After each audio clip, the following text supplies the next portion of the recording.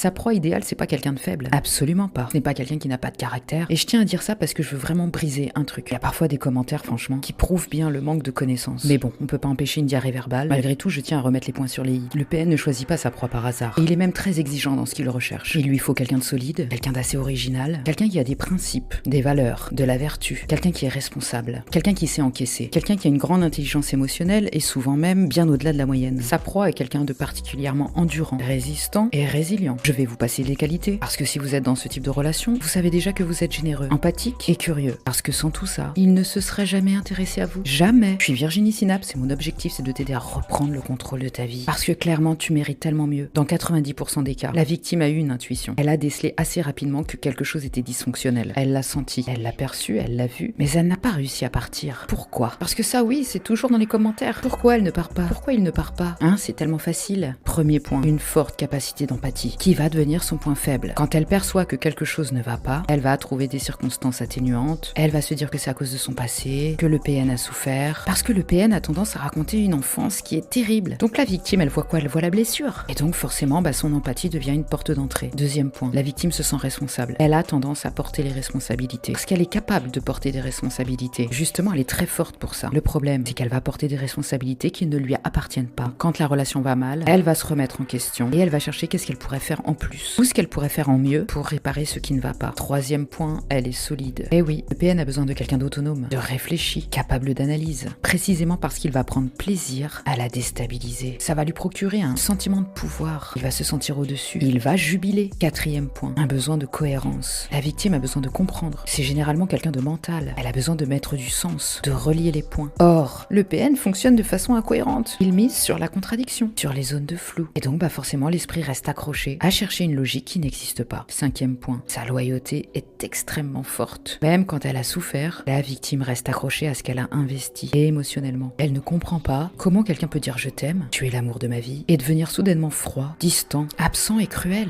Et là, elle va rester bloquée entre deux versions de la même personne. Et il est là vraiment le point crucial, c'est que la victime n'est pas aveugle. Elle sait que la relation n'est pas saine, et elle reste piégée par l'incompréhension, par un double discours, par les injonctions paradoxales. Et tant qu'elle reste dans les doutes, le lien persiste intérieurement. Donc ce qu'il faut retenir, c'est que le PN n'attrape pas quelqu'un par ignorance, il retient quelqu'un par confusion. Et si je parle de tout ça aujourd'hui, c'est pour que tu puisses comprendre que tes qualités, c'est une aubaine pour quelqu'un comme ça. Si tu as besoin d'une consultation, tu peux me contacter en privé. Je vous dis à bientôt et je vous souhaite une belle journée.